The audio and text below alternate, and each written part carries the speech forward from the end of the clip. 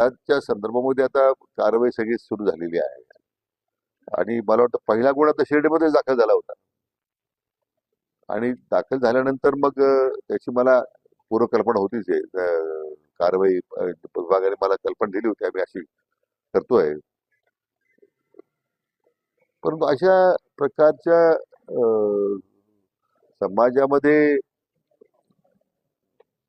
अज्ञानाचा गैरफायदा म्हणा किंवा या सगळ्या वस्तुस्थिती ज्या समोर येते ती क्लेशदायक आहे. मला वाटतं त्यातून अशा लोकांच्यामुळे सामाजिक व्यवस्था जी आहे ती तर बिघडतेच आहे.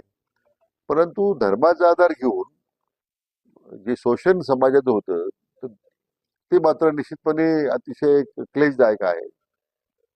कॅप्टन अशोक खरातच्या संदर्भामध्ये आता कारवाई सगळी सुरू झालेली आहे आणि मला वाटतं पहिला गुन्हा तर शिर्डीमध्येच दाखल झाला होता.